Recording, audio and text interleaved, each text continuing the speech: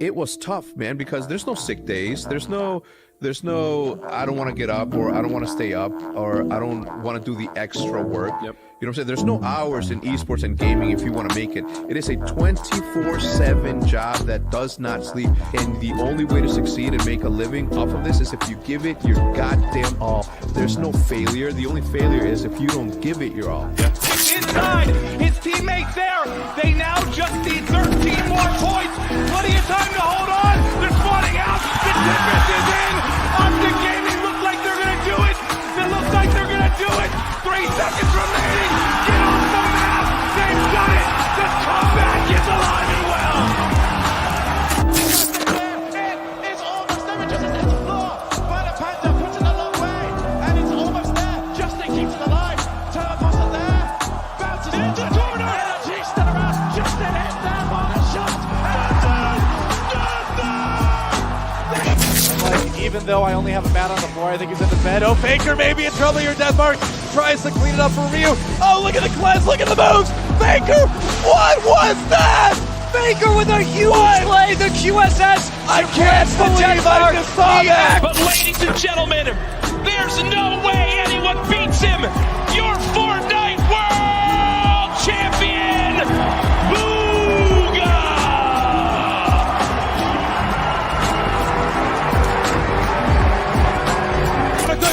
Stewie's on his own, but look at the time! Look at the time, there's 7 seconds to blow the bomb! They're trying to build pyramids, but there's no more play! Stewie's won the round! We go to overtime! It got taken away by the Mystic Snake. They have to pop out. They have to fight. At least he'll be able to get one dive back over on the Tusker, or maybe he can get more. A double kill for Arteezy. A triple kill for Arteezy. He's just turned this crap up. Ultra kill. Give it the Rampage to bash. It is Arteezy. Rampage is sold. Here, Asuna. Able to clear out. Sonar's up. Live first now here with space. Shadows good for one. Eco trades one out. Oh, just narrowly not able to get the second. He goes and pitching in. He's able to get a second one. Eco, 24 health. Running for the fence is this Chronicle. Has plenty of health. Chronicle on the tap. He's got to get Pros don't fake. He's got to get it to happen. Oh Eco swings out. He gets 4. He gets the Red Bull clutch.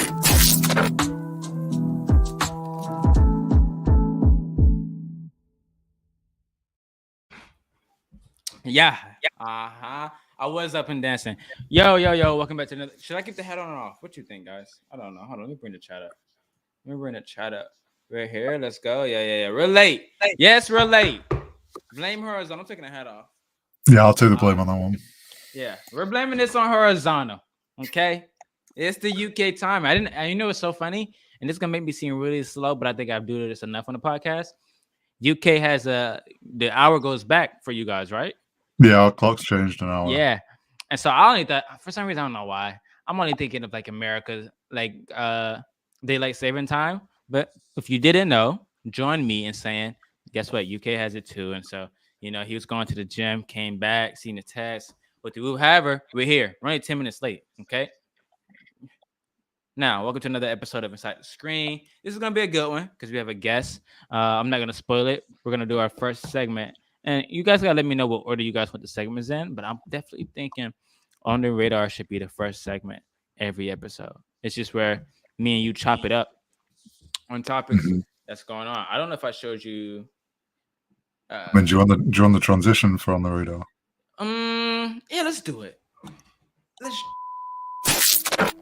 Reporting live from Inside the Screen, On the Radar is a segment where we talk all trending topics of the past week. Let's get into it. Yeah, I think my voice cracked in that audio. I just heard it, and I think it cracked. We're all human. Yeah, we're all human. First thing first, though. I just shared you the script. See if you can see it so you can pull things up. First thing we're going to talk about is this Nick Merckx clip. This shit is so funny. It's this clip of Nick Merckx saying when he used to play Gears of War, he would go find his like opponent's mothers and like trash talk to them. Like, imagine. You say you got a clip to pull up? Yeah. I just shared it to your Notion. Oh, okay. Got you. Let me find that. Yeah. Yeah. This episode is a little flunky. Okay. Hey, ain't nothing we didn't do before. What's up, Curry? Yo, shout out to Anthony. If you guys don't know who Anthony is, he's the esports and gaming producer here at 1 to 7 p.m.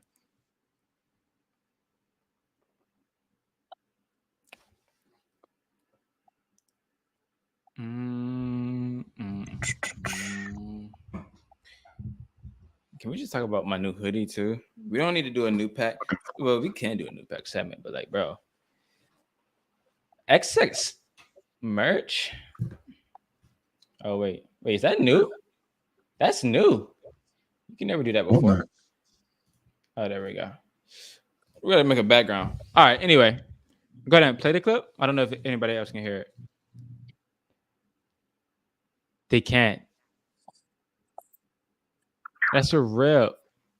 But it's basically about this clip of Nick Merckx talking about, like I said, him going to his opponent's parents, to their mothers, and like just trash talking to them.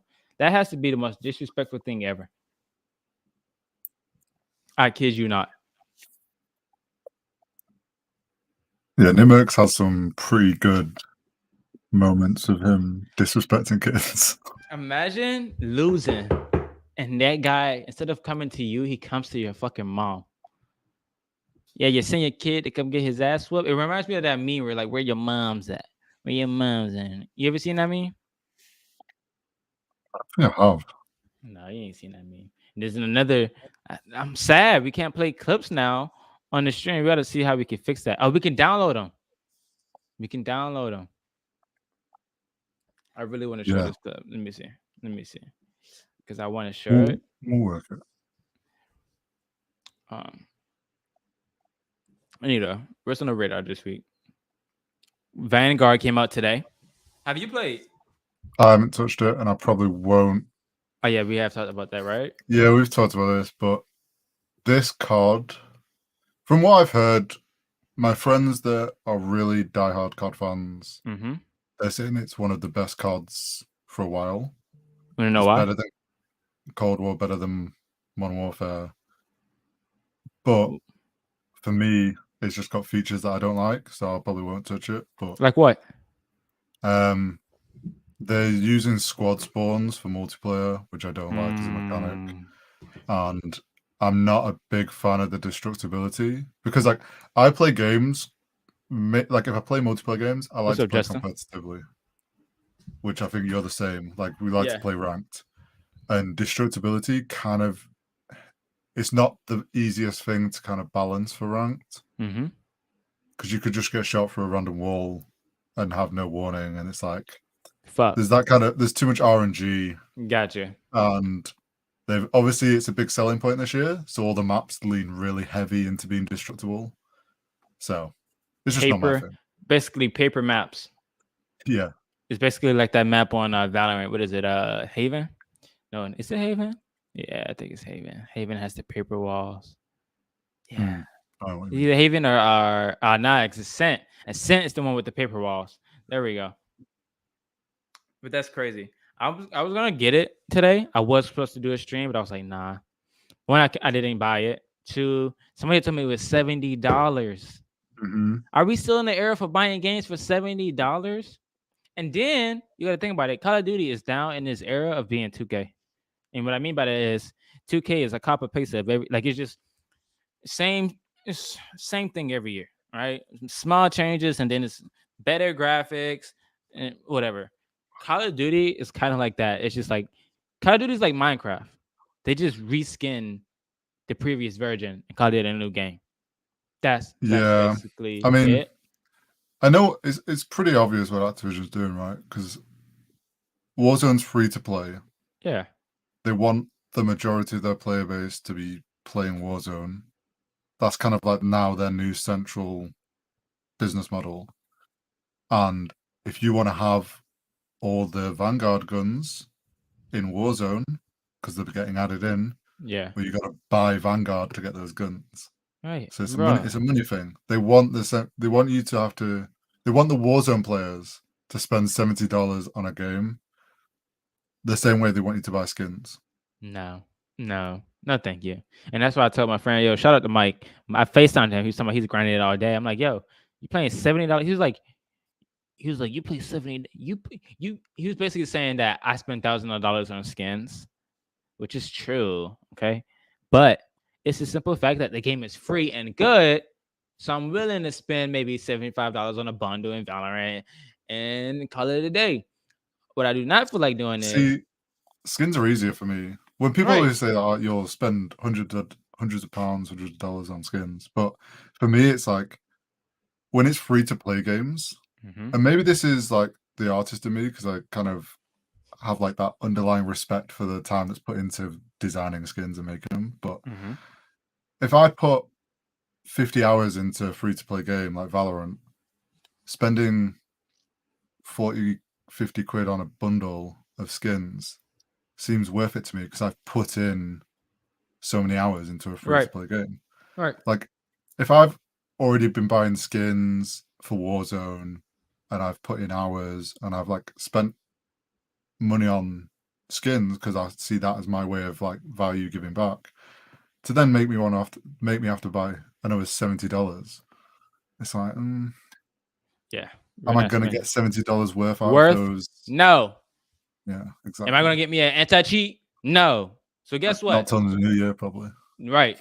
And this anti-cheat probably still gonna get hacked because y'all like to advertise. Y'all got an anti-cheat. Well, I'll be interested to most see likely because not. But the anti-cheat has the potential to be very good because they're using AI learning, which means it'll always algorithm. improve. Yeah. The problem is it's coming so late. Yeah. Game been out for how long? It's almost 2 years. 3 years? Was 2 it? years? It's been about 2 years. Yeah. Jeez. And we're only just getting a new map. That's crazy. And only just going to be getting anti-cheat. Yeah, it's a bit wild. The event was cool though. Yeah, the Vanguard event, right? That's the clip I was talking about. Fuck, I wish we could play shit. But T-Pain was yelling like everybody to pre-order, and then he went. I don't know why he said why. I don't. It's not like I'm down bashing him. I think it's funny and it was just cool, and I think it's different, right? I feel like a lot of esports events are definitely like, they color in the line. Let's say that, right? This dude was like yelling like pre-order, pre-com. I'm like, hey, yo, what you mean by that? Like he was saying, hope you guys have like 3 balls by the end of the night. It's like, yo, I don't get it. Wild, man. Yeah, it's funny.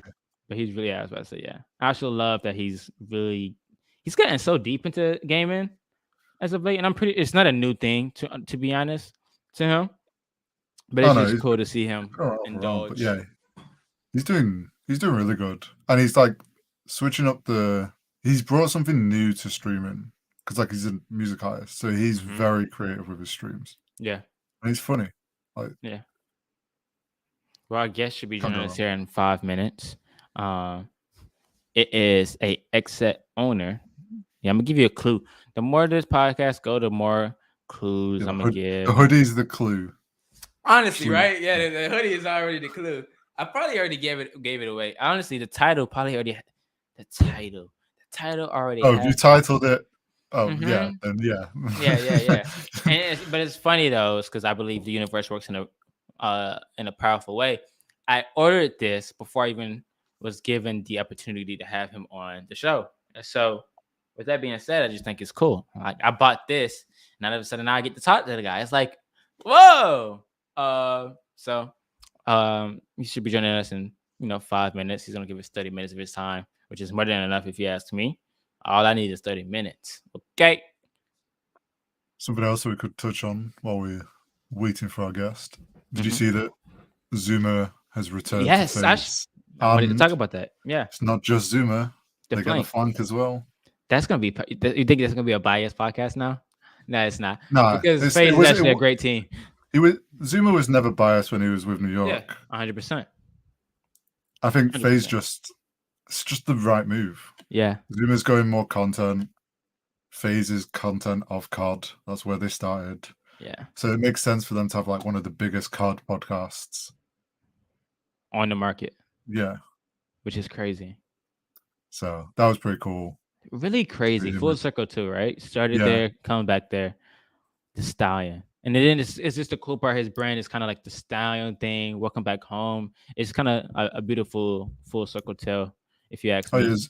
Zuma's one of the few COD pros that's really branded himself well and transitioned to content. Yeah, that's true. Like I think Skunk It's hard.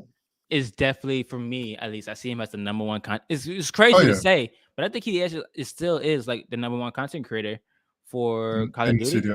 CDL. Yeah, for CDL, yeah, to be specific, CDL. But I don't feel like he has like a brand that kind of matches. Well, it's just Zuma's, 'cause Scum's it's like, Scum's still balancing being a pro. right, exactly. So like the day he retires and chooses that it's time for him to retire and he fully dives into content, like he'll take things to the next level. And that's the thing, right? Like it's hard there's not many esports pros that have a very good transition into content. I agree. Like at the end of their careers. There's very few have managed to pull it off so far. But I agree. Yeah. It's funny you said it's that. looking good. And then keeping on CDL, I don't know if you follow Roger, who's the videographer for Optic. Yeah. Their next episode of the process is out on Monday. Hold on. I'm sorry to cut you off. Shout out. Let me get some shout outs in the chat because you guys are chatting right now. And sometimes I want to know. And I want to make this No, this is not an uptight show. I see the comments. Shout out my man Anthony. Shout out Edward. Shout out my guys Justin in the chat. Yo, who else? Shout out Abdul. Hi, I'm from Indonesia. Yo, thanks for coming to the podcast. Shout out my boy Clinton. Boy, that's my number. That's the number one simp in the world. Okay, listen. He's my Valorant. He's my new Valorant duo. So we're gonna be reaching plat tonight or maybe tomorrow. By the end of this week, I don't know. However, thank you to everybody who's in the chat. I appreciate you guys. I love you guys.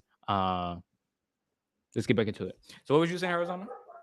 Saying on Monday, we get the next episode of the process, which is, and it looked good. It looks deep. The teaser looks good. It looks deep. It's called Crossroads 3, which for those that have followed Optic for a long time, and I've watched the Vision series that Hitch used to do, which I loved. He had Crossroads 1, Crossroads 2, both very like impactful moments in Optic history of like the storyline. So this is obviously playing into that. This obviously means it's a big episode. And then Hex hinted at the fact that this is as long as a movie. Apparently it's an hour and a half long, this episode. It's going to be It's going to be a wild ride. Let me see, can I get our guest in here? He might be in Google. There was clips of Envoy, obviously, because Brian. No, it's just like and there's like the end of their season, like obviously because it's the end of the season, this wraps up. So it's going to show them, and then the split, and it's gonna have a part about Formal retiring, and it's gonna pull at the heart. Yeah. Oh my gosh, my heart just dropped. Not the boss man. The boss man is in the building. I don't know if his face is showing. Bring him on. We'll give him a moment. Yeah, we can give him a little moment. But yeah, I'm looking forward to that Monday, which might mean we get Optic Dallas news on Monday. Yeah. Next week's going to be a big week for CDL. It's going to be really interesting.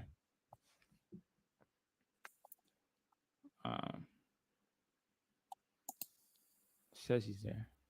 Yeah. Maybe he's sitting in a small chair. We just can't see his. Oh, there we go. There's boss man. Bring him on. We can't hear him. Unmute him.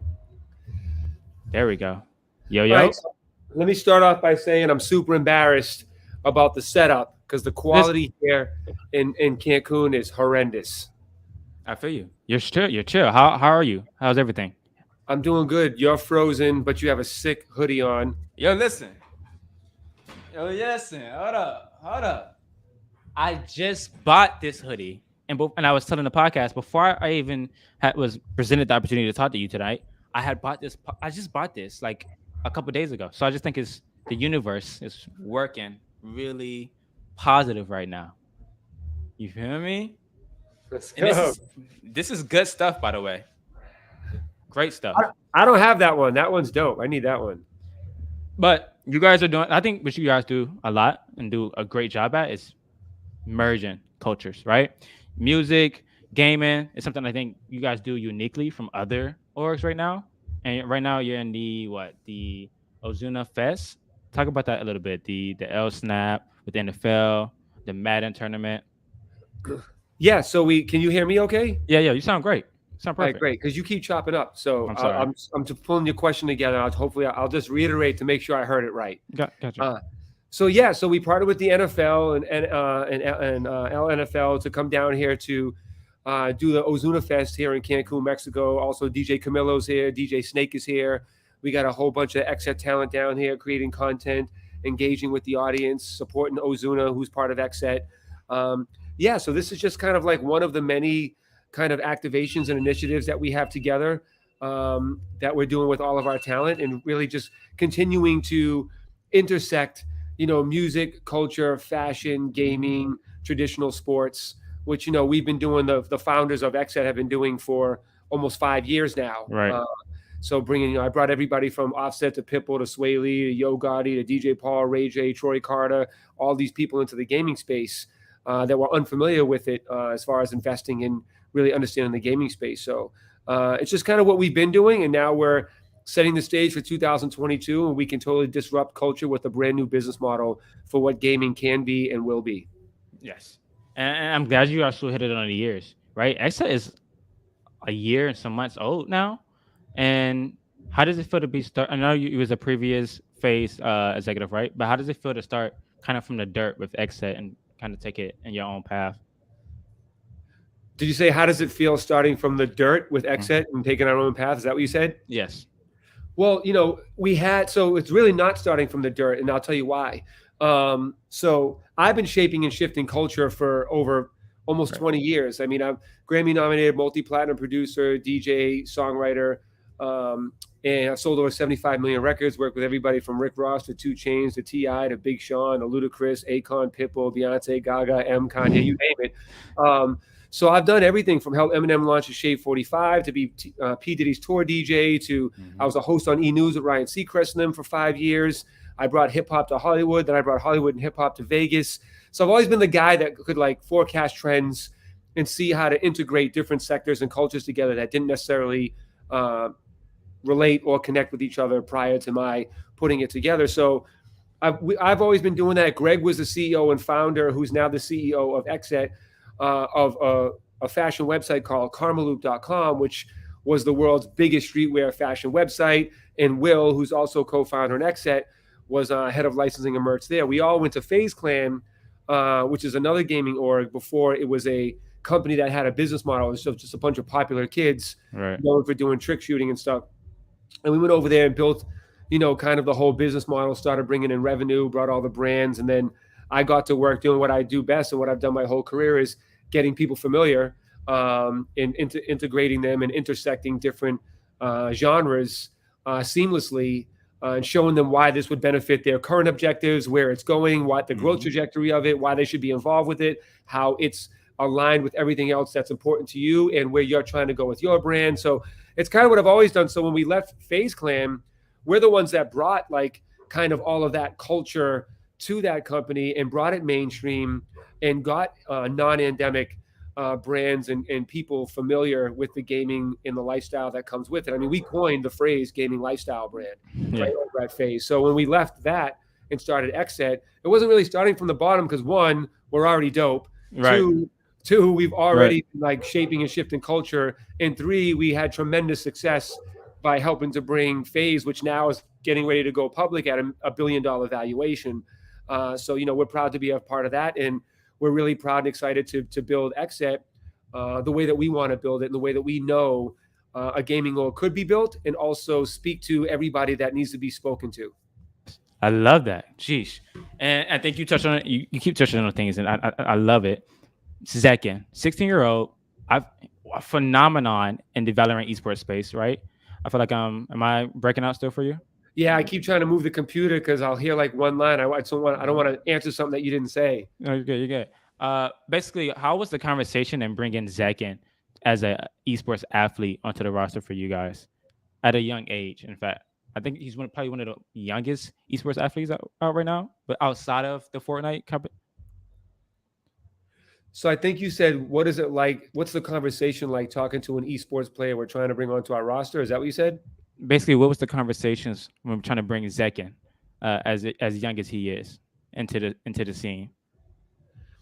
What is the conversation like to bring young players into the scene? Is that what you're saying? Yeah, but Zekin in particular. Oh, Zekin. Sorry. Yeah. Well, Marco, who's another one of the founders, the 4 founders are me, Marco Moreau, Will Eddins, and Greg Selko. That was a Marco conversation. So Gotcha. I wasn't part of those conversations, and I don't know exactly what Marco said that compelled him to want to get down with XSET, but I can imagine it's because of, the diversity, because of the excitement, because of the experience and understanding of culture, and also caring, understanding, and wanting to nurture each individual talent's own brand, right? A lot of people try to bring people in to kind of beef up their own organization, say, hey, look how cool we are, look how dominant we are, we have all these cool names next to us, but don't really care or nurture or spend time trying to help develop and amplify their own personal brands, or find ways to help their current objectives or new objectives that they should have, so that maybe they don't want to be a part of this org 3 years from now. Maybe they don't want to be a rapper or an athlete 3, 4, 5 years from now, and helping to set them up so that they become a successful brand and business that's sustainable and scalable. So I'm sure like a lot of those kinds of things are what would compel or intrigue somebody to want to be down with XSET, in our connection to so many different sectors and in industries that people may have interest in, that we have access to because of our long-standing success throughout the industry.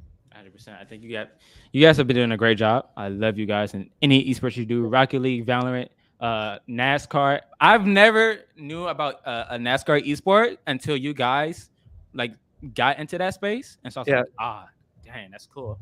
And so I want to end this off with a segment. It's called 137 seconds. It's a speed run of questions, and you have 137 seconds. With this Wi-Fi, we might have to extend those seconds, bro. I got you. Yeah, no, we'll chop it up with the post edit. Go ahead, Horizontal, and do the intro. 137 seconds. So 137 seconds where we ask you super hard fucking questions that you never thought you would be asked a day in your life. Welcome to the segment. Let's go.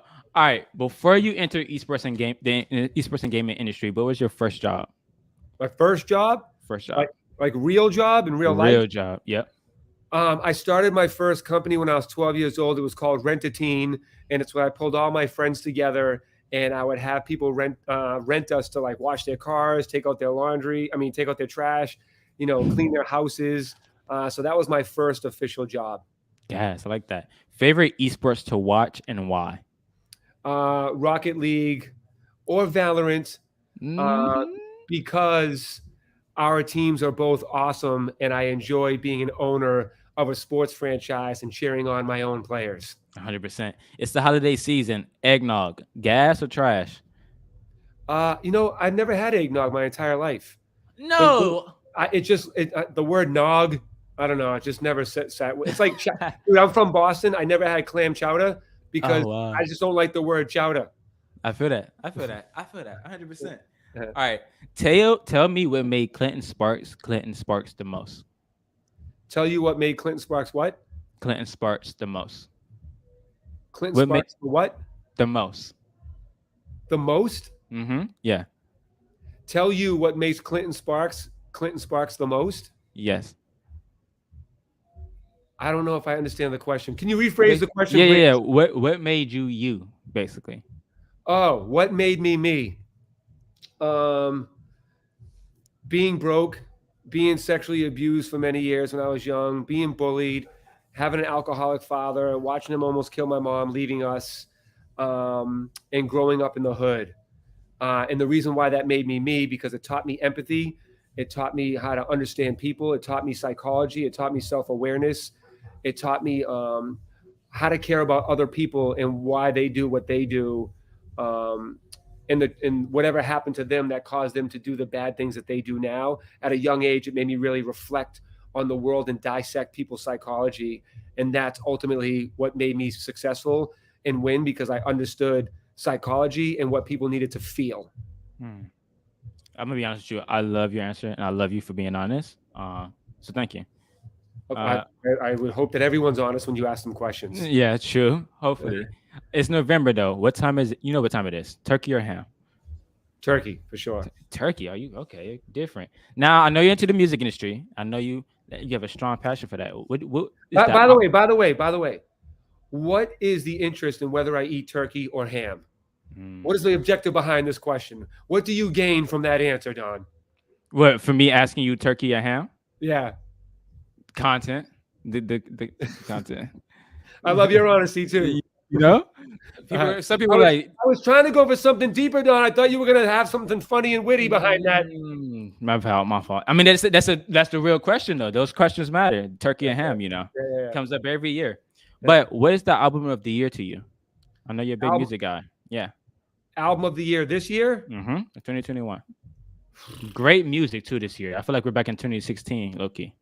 I hate saying what most people would, well, I don't know if everybody would say it, but I really love Kanye's album. And the reason why is because I'm a super fan of experimental stuff. So I love when somebody will do something that I know nobody else would do that, but only he can. And I love that the decisions and the choices that he made. I love what he did to roll it out. I love that he kept fucking with us and like, I'm going to drop it. No, I'm not. I'm going to drop it. And then the merch and like, I just think everything about it was genius. And I think that, I think Kanye West is just a genius. And the album is incredible. And I love, it's funny, man, because it came with mixed reviews. I don't know how you feel about it, but like, again, I love when people do shit and just put their balls out there and they're like, I don't care. I'm just making what I feel and what I think is dope. And hopefully you guys like it. If you don't, I'm still happy with what I did. And that's even more reason why I like it. 100%. No, the same reason I love it. I just think he did it. I think it was genuine. He did what he really wanted to do. Right. Whether people liked it or not, I feel like that's the best creation because it comes 100%. from the heart. And Drake's album was super dope too. 100%. 100%. Yeah. And then last but not least, if you could create a law that everyone had to follow, what would it be? If I could create a law that everyone had to follow, what would it be? What you said? Yes. Be nice to each other. Gotcha. Be respectful. Respect people's decisions, opinions, politics, like whatever they feel. And everybody just like, let's all just realize we're humans. We're all going to die one day. It's not that serious. Let's just fucking do dope shit together, be dope, and then we end up dying. Just fucking be nice to each other. 100%. Thank you so much for being on the podcast. I appreciate everything. Hope you have a great night. Keep it easy out there, Don't get too wild. You said don't get too what? Don't get too wild. Don't get too what? Wild. Crazy. Loud? Don't get too loud? Crazy. Don't get too crazy. Bro, can you hear how loud it is right now next to my room? We can't even sleep. There's like 3 reggaeton DJs playing at the same time, a live concert, a pool party, and it starts at like 9 a.m. So like you can't sleep here. So it's crazy here, but it's awesome, and it's all brought to you by the NFL and Ozuna and LNFL. Super excited to be a part of it with XSET. And by the way, if anyone's interested in seeing what's going on, be sure to follow LNFL on Instagram and XSET. Because we're doing the stories all day, and there's a whole bunch. You can catch the vibe of what's going on the whole time we're here. So get familiar with that.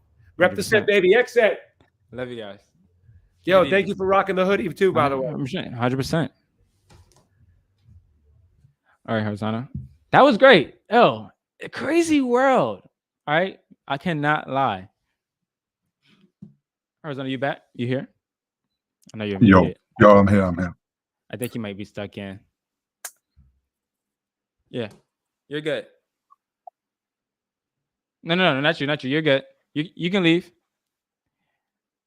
You can leave. Yeah. That was super interesting. Yeah, 100%. I think we have to do a better.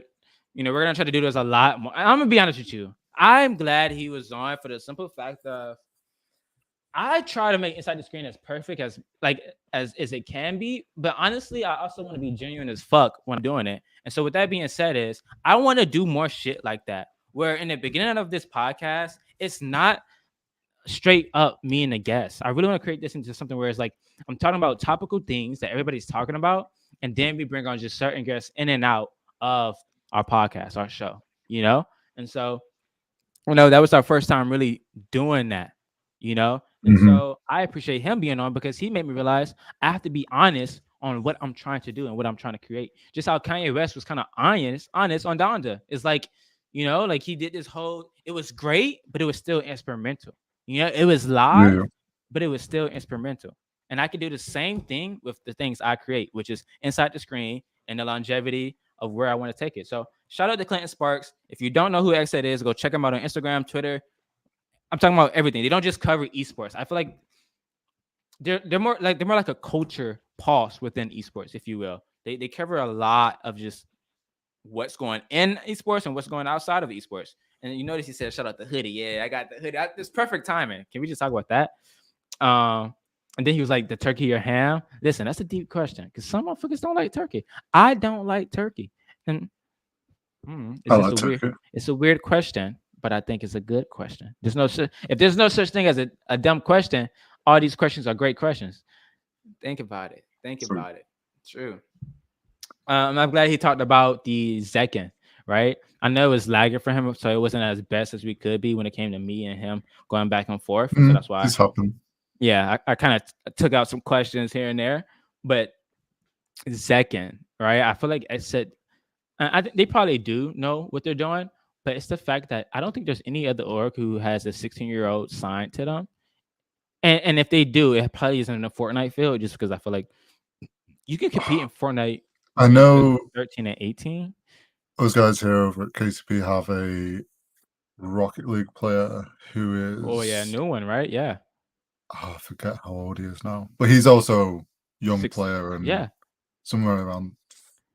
And listen, we're gonna probably see more and more of those because I feel like there will be a skill gap between them and 20-year-olds. Like I feel like there's a big conversation in esports when you become 20 or you 30 that you probably can't hang with the young cats. But I feel like the real gap is when it's 16-year-olds who are born or had a lot of time to experiment with their mechanics and their skill and develop it, than a 20-year-old who had to probably attend school, do this, that, and third, and only could play on the weekends or probably play, you know what I'm saying? So it's like, it's going to be an interesting future into the esports world. And I feel like we talked about that already, right? Yeah. And I mean, as esports continues to develop over the years, probably like the best example right now is League of Legends, just because it's been around for so long. Yeah. But like you have the main teams, and like let's take 100 Thieves, for example. They have their League of Legends team, they have their academy team, which are like the amateurs. Some of them are pro level and bounce up and out of like into the main roster and back down, and they're learning. And then 100 Thieves also has 100 Thieves Next, which is their college level players. And they're like a lot of league teams are investing now in that college level of players. Yeah, I was about to say. Yeah. And I think you'll start to see it like with traditional sports. Colleges to offer esports scholarships. Like younger players are going to start coming through, and it's like they're going to be on these scholarship schemes, and then a team like 100 Thieves is going to go along and go, we'll offer you a place on our academy team straight out of college, and until then you can play on our next team, like our college level team. 100%. Like there's going to be that ecosystem of young players coming through. Like just being early on, just being brought into the ecosystem of esports early, so they can start learning sooner. 100%. Yo, what's up? Haiti Thoughts. Yo, Justin, thank you. I had loved that one too. Love that one. Honesty, it was real as fuck. Yo, it was. It really was. I think it was only probably a little awkward just because of the probably lagging he was getting on his side, because it couldn't be on my side. You said what? Teething pains. Teething pains. What's that? Like we're the podcast is still young.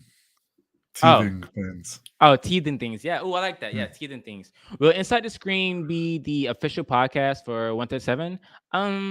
It's one of many. Yeah, one of many official podcasts from 137. Yes, that's a great response. Thank you. So yes, it will. I wanted to bring the segment Untold onto him. I feel like that would have been a great one, right? But we only had 30 minutes and I think we don't want to keep him in too long for the lagging, because I know for me, I'm coming to that point where I start lagging, I get frustrated and I just can't do it anymore. But we was talking about something earlier this week, Horizontal. What was it? We was in a call. Was it Call of Duty? Oh, we were talking about League. Oh yeah, that I'm stepping into the league. Yeah. Or was it not? We were talking about Valorant because we were talking about top we were not talking about teams. and Yeah. Let's get controversial. I need a bell. Or that could be my new thing. Knock knock. I need a bell or something. Are any of you two on the Formula One? Yes, I watch Formula One. I don't know if you watch Formula One. However, I've watched it since I was younger. Let's get on track. Yeah, we're gonna talk about top teams in Valorant. 100 Thieves, in my opinion, is not a top 5 team right now. And a lot of people are not probably hate me and bash me for that because they're like, "Who the fuck are you?" However, if you really want to think about it, in my opinion, this is an opinion take, right? I mean, I can say what the fuck I want to say. Sentinels is they're the number 1. Even though they lost, they're a number 1 team. Number 2, Envy. Number 3, XSET is a top 3 team. Yes, they lost. They're not going to champs, right? However, if they can pull it together, XSET is the only teams that I see that can beat Sentinels is Envy and XSET. Right? Now, the reason I say that is because of this. XSET actually has powerhouses, individuals, right? When I talk about Sentinels, I like to say each one of them are a powerhouse within themselves. I believe XSET has that same thing. They just have to develop it, and you can see it coming out of them, right? I feel like Envy, I think the chemistry is there for some reason. Yay, Crashies, they have a beautiful bond between those 5. And then my 4th team on this top 5 is definitely Cloud9. Now, people are not going to like this list because this is based off just the games as of recent, right? LCQ, last Challengers, qualifiers. That 3, I'm going to just be honest, Cloud9, I feel like ever since even last year, we're never playing that good, right? Like, I've never really seen them play that good. However, Vanity comes back, and now we have the 3-headed dragon, right? And those guys are just... Yeah, like Cloud9 wasn't really... Like, they were doing okay, but they weren't up there with the top teams, literally until this last chance qualifier, and they seem to have just woken up. And you know what's funny? I think that, in my opinion, for them, last LCQ, yes, means a lot, but it still doesn't because Vanity just joined them before this event, I believe, right? And so with that being said, it's like this is a great learning time for them. They can try things, experiment things, but when that next event comes, Cloud9 is, and plus, I don't know because we're gonna have a new agent by then. Chambers, new map rotations, right? They're gonna include maybe what's the new one? Fracture. I don't know. So like, there's a whole lot of other elements. However, if we just take those away, it's like Cloud9 is a definitely top 4 contender team to me, and then another team is Version 1 probably for me. Yeah, Version 1. Odorous, listen, they didn't perform that well in last qualifier challenges. I don't know why I'm butchering his name. I'm gonna just say LCQ. They weren't looking as best as they have. Could have been. However, I feel like I feel like Odorous is gonna be. I know Vanity was a key part in the V1, right? But I feel like Odorous is gonna step up to the plate. I feel like he's really talented. His aim is there. Game sense is there. He's smart, intelligent, good looking. You're welcome, Odorous. I said you're good looking. And so I think DV1 is still in the top 5. Or not top 5. They're definitely the wild card. Let's say that, right? Top 3, Sentinels, Envy, XSET, and then after that, I like to call them the wild cards, which is Cloud9, V1, and 100 Thieves. And then after that, it's teams that I don't think are at their peak yet, right? Like I think LG has some great players. Don't get me wrong. Dre, great, and they might trade him. They might get rid of him. However, I think he was a great player. Our product, like that whole roster is good. I just don't think they're playing at the peak, and so it's going to be interesting going into the next year. It's going to be interesting to see how these NA teams develop because one of the things we talked about was the fact that 100 Thieves is almost there. Like they have their moments. Yeah. Like you can't argue that they are a good team because they won the first strike tournament. And you can see it, the tactics, the execution. Like they have the trophy. Yeah. Like, but they've kind of since the first strike. Oh, let me hit it. Let me hit it. Let me hit the bell. Go on. Let me hit I gotta hit the bell for the clip. I gotta hit the bell. I gotta hit the bell. When you win the first game, and I feel like this is for any new game that comes out and we can create an esport for it, the first winner is always going to be dangerous. And I feel like it's, I'm going to use Booger for example. Booger won the first World Cup ever, right? Ever. Mm-hmm. And I'm not saying he can't do it again, but what I am saying is it's going to be way harder for him. Or not even way harder, but it's going to be harder for him. Why? Because when I feel like, this is my, by the way, opinion. When it comes from my mouth, it's opinion, right?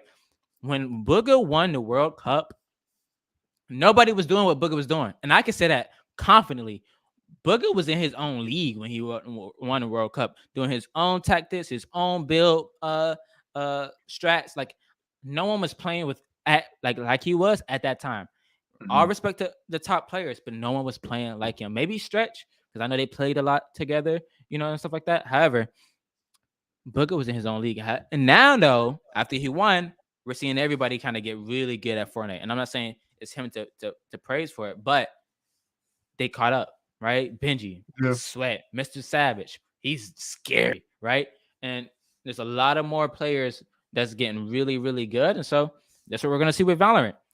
100 Thieves wins first strike, the first big Valorant event, right? However, it doesn't matter, especially because Sentinels was a dominant team around that time too, right? But when you win the first event, it gets scary because now people can know your strats, they can look at your logs, and then add that to their bag of good things they already had.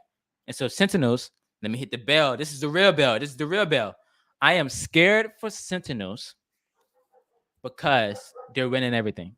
And I'm not saying lose. I'm not saying Sentinels, can you lose this game? I'm just saying there's a reason Apple isn't as big as they were. Like, they're still a big piece of the culture. However, when you're the best, there's nothing to inspire you and to give you more ideas and new strats and stuff like that. So can you say Sussy Baka? Sussy Baka. I said it twice, actually, if you think about it. So you're welcome.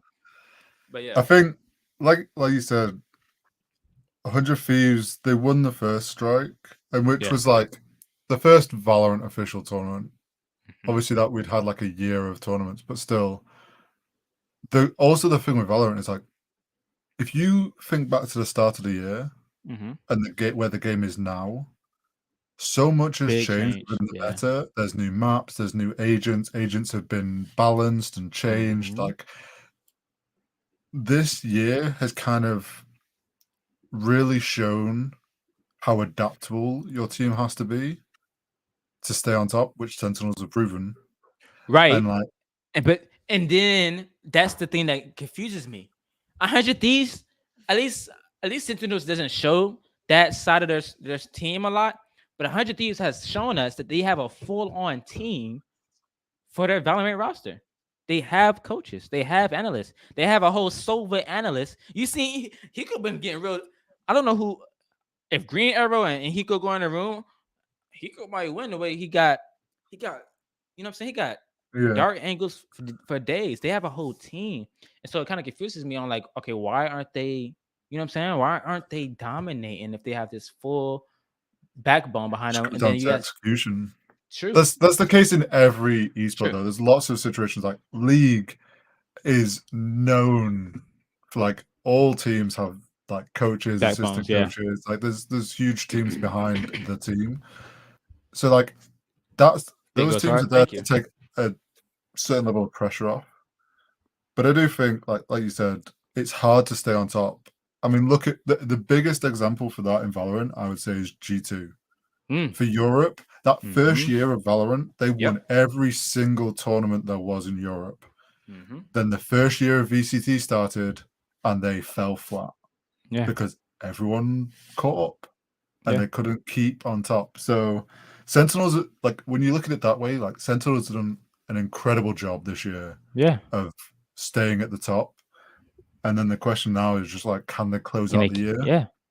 I think they can. Shout out to Shazam. You know how big of a fan. I bought me a Shazam jersey. Okay. I bought me a Shazam jersey. It's gonna be the first ever jersey I've ever bought. Wanna know why? So what you're saying is if they lose, it's your fault. Honestly, yeah. Because you've bought a jersey now. Yo, if I buy I'm about to cry now. Oh, don't say that type of shit, bro. Oh man, I'm really about to cry. I think it's the Pisces in me. I just don't want them to lose. Anyway, bro, I'm really getting emotional. It's crazy. But shout out to Shazam for the reason being he's playing two roles. And it's never easy to play two roles. It's just in anything. I'm gonna be honest with you.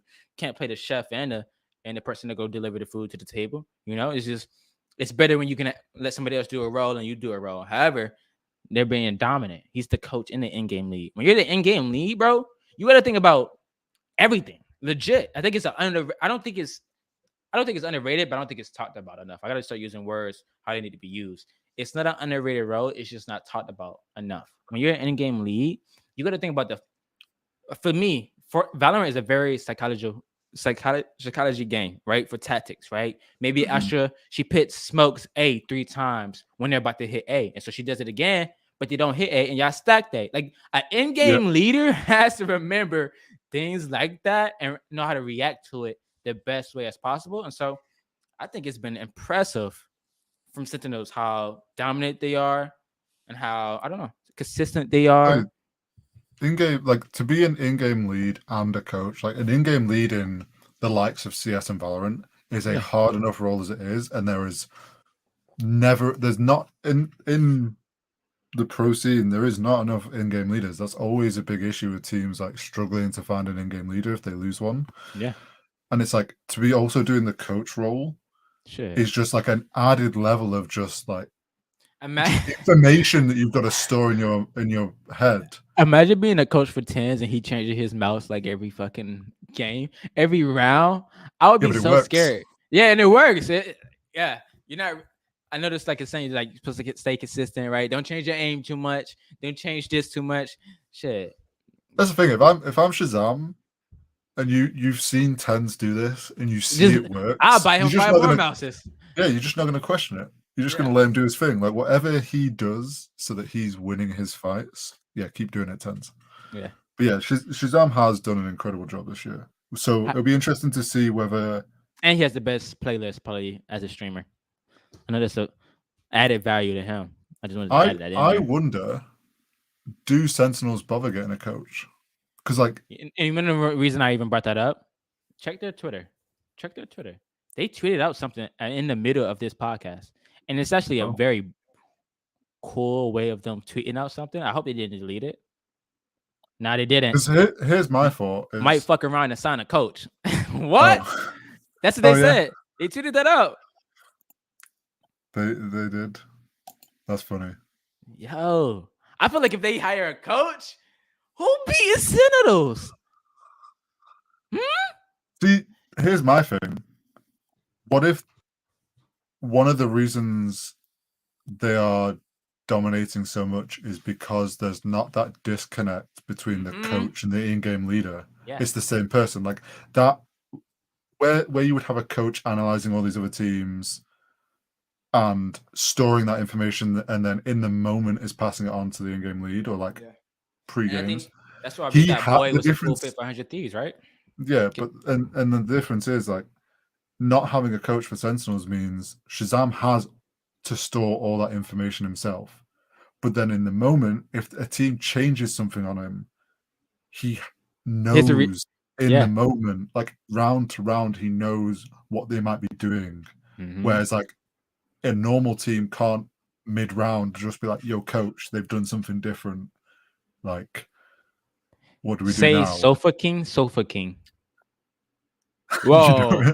I heard that.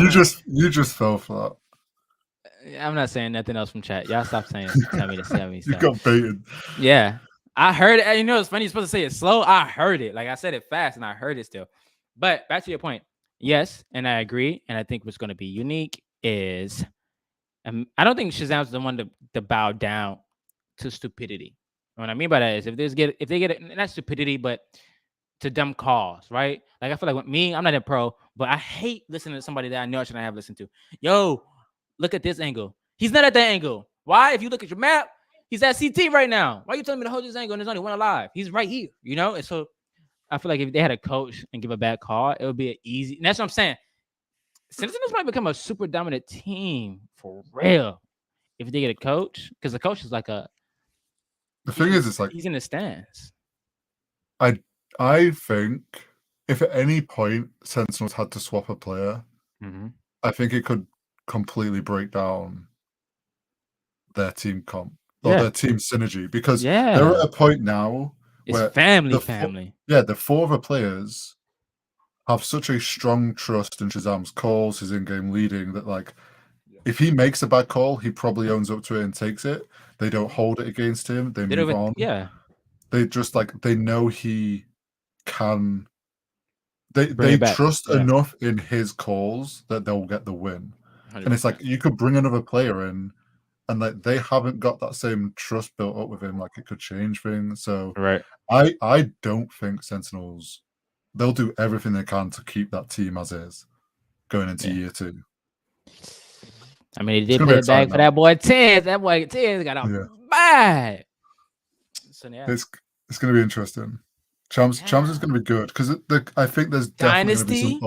There's potentially Dynasty. I feel like you have to. It's the first year. It's too early. True. Sentinels is also one of the best orgs out right now too. By the way, I just wanted to add that because we're talking about a whole bunch of Valorant Sentinels. Sentinels as an org. Yeah, they're doing very as an org. I think they're not even talked about enough. We talk about a whole bunch of 100 Thieves, a whole bunch of FaZe. Bro, Sentinels out here giving people the smoke. They got the best Fortnite player. Yeah. Best Valorant team. They in Gears of War. I mean, not Gears of War. Halo. Yeah, Halo. It's going to be interesting to see if the Halo boys can keep dominating in Infinite. Damn, I will still stand that I hope to one day see the Halo boys return to Optic from Sentinels. If Hex has to drop the bag, I hope he does, because like as a kid who grew up watching Optic and saw that Halo team with them for so long, like I'd love to see it come full circle. True. Fuck. And it's bad for me. I'm saying fuck because I'm becoming a Sentinel fans more and more day by day. And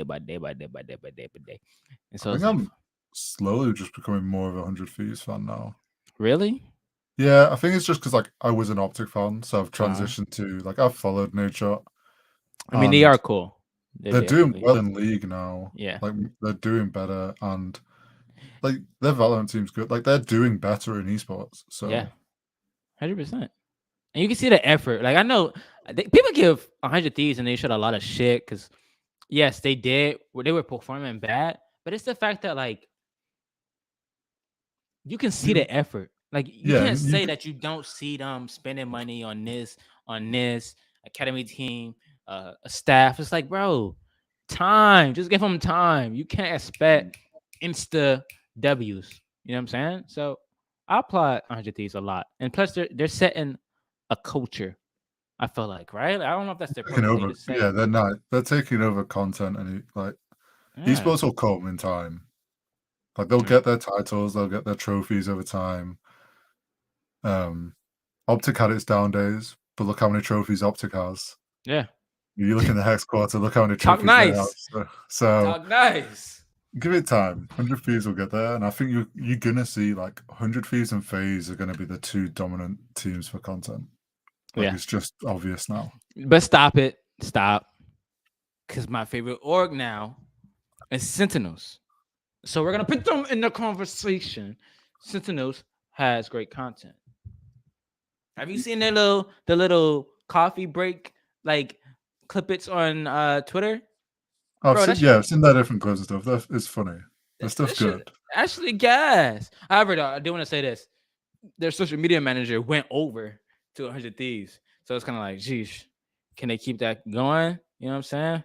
So it's so funny how like even social media managers changing from one org to another is like it matters if you think about it. So I think that's so unique. That's so crazy.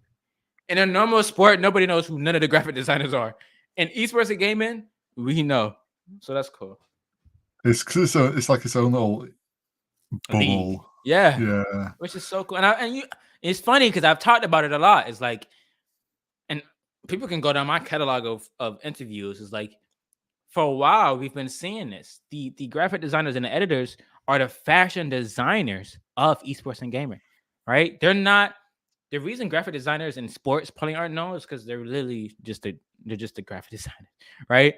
But the graphic designers, the animators, and esports and gaming, they literally create the world, if that makes sense. Like, Yeah, each esports has each org has its own world and vibe and aura to it, right? Well, Go ahead. that's the thing, right? Because it's all kind of like, to compare it to traditional sports, like esports and gaming is all online. So anything that gets posted by an org, the design will instantly get compared to another team.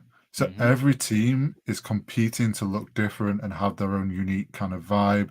Right. Like, you've got Sentinels playing, like they've kind of pioneered adding 3D into their graphics and like bringing all that stuff and like playing, like their designers have been given the freedom to start playing around with that stuff and like develop. Should I think you're gonna show earlier too? I've seen you looking at it. Let me bring it back up. Like, no org, that's an initiative work too, by the way. They didn't have to do that. Like, they're promoting other orgs in a way. I follow the designer, but he just put that out like when they were confirmed and the graphics finally finished. Like, it's taken time, but like, and it's evolved too, because I don't remember it being it wasn't red at night with a moon. That's the final version. Such a cool just like idea. Like, that team, like Sentinels didn't have to do that. Right. There was no one was expecting something like that from a team. Like, I wouldn't even have said I expected something like that from Valorant themselves. So like, their initiative to just do that because they knew it would stand out. Yeah. Did you also see another reason like their graphic designers are like doing a great job in their social media manager? Did you see they got a player card made? Oh wait, yes, I did. Yeah. They made that as a meme in the moment. And this battle pass or whatever is now a player card. I think that's hilarious. I think the fact that they will ever be known in Valorant. Oh yeah, that's going to be their COD to Optic. A great analogy. Yes. Yeah. Everyone thinks of Optic, they think of COD and like their dynasty and this up and down through the league. Like, this is so beautiful. I'm about to cry. I'm so emotional. What the fuck? So we just need Valorant to now, or Sentinels, should I say? We need Sentinels to just do a docuseries like The Process. I was about to say that. They need their Roger. Yes. And you know what's so funny? Why are we getting? Hopefully that's what we're gonna get next year. But their Valorant team is the Kim Kardashians of Valorant. I really do want to know, like, when they did the little videos of them traveling when they went to I think it was Iceland. Was it Iceland? Yeah, I think Iceland it was Iceland. They was doing videos. Berlin. Yeah. Like, I want to see more videos of you guys following. I think they will. You know, like, I am actually such a fan. I've never knew how much of a fan I am now. Now that we're talking about it, it's like, damn, I fucking love every single player on that team. I gotta show you a video, but like, each of them acts so. They remind me of anime characters. They're so different from each other, but so powerful. It's like, Tense is that guy. He doesn't talk a lot, but he's the most powerful. He's the powerful one. He's the one you don't want to unlock. Like, he's gonna go full blister mode on you. Shazam's the one with the glasses that shine. He's like the smart guy, you know. Dapper's like the cool guy. He walks with his hands in his pocket. Zom's is like the, I don't know, but like, he's like the quiet but talkative. He's like the smart guy. I don't know, but yeah, I don't know. Can we do? When you make this a clip, can you like animate that low key? Like, this would have to be the most worked on clip ever. I'm sorry, but go ahead. I was gonna say, probably the reason we didn't get it this year was just because of there wasn't that many lands till the second half of the year. So like, it's hard to start that kind of storyline when everyone's playing from their bedrooms. Yeah, like it was a difficult place for them to start, but it wouldn't surprise me next year if they start a series. And we're gonna go to every single LAN event. No cap. However, this is a great podcast. This is a great episode. It was very episode-y. And I kind of like it. I'm kind of glad we didn't start on time. Why? It's our shit. We do what we want, how we want it, and we're going to do it the authentic way. Life isn't perfect. We can't start at 7 o'clock on a dot every day. And everybody should understand that because we're not robots. Shit come up, music, communication, you know? And so, my favorite streamer is always late, so. Yeah, your favorite streamer is always late. Talking about you going to stream tonight. Hamlins. Talking to you, Hamlins. Yeah. Yeah, clip this and put this out. We're putting this out. Yeah, Hamlins. Yeah. I mean, he was live, but yeah, Hamlins. Anyway, this is another great episode of Inside the Screen with your boy Don, presented by 1 to 7 p.m. Make sure you guys follow me on Eyes of the Don on Twitter, on Instagram, on TikTok, on YouTube. Make sure you keep up with the podcast on 1 to 7 p.m.'s YouTube. Keep it up on Apple, Spotify, wherever you listen to podcasts at Inside the Screen. Okay, this VOD will be on YouTube. I hope you guys have a great night. Yo, Muhammad, you're at the end. You ever see a movie on the TV and you about to stand there for a minute to watch it, but then the credits roll because you got there late? Damn, that's you right now, Mob. You're late. However, thank you for still coming by. Hope you guys all have a great night. See you guys on the next one, next week, next Friday. Be there on time. I'll be late, but you need to be on time. Why? That's called a healthy relationship, 50-50. See what I did there? Anyway, see you guys later. Adios.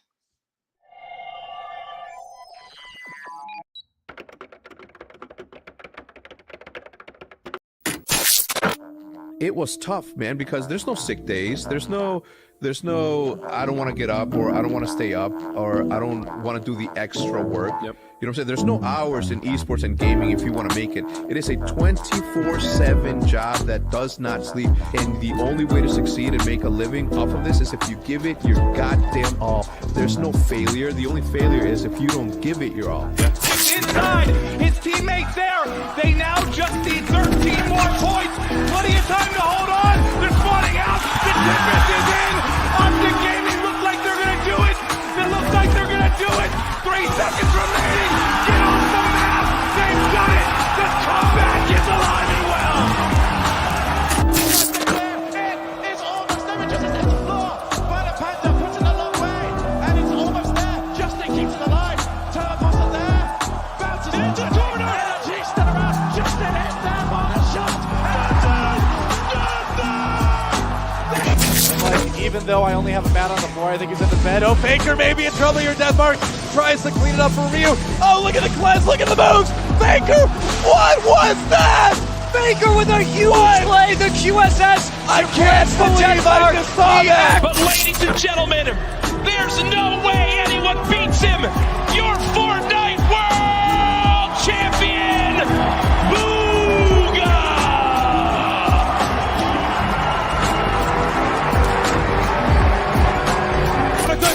Stewie's on his own, but look at the time!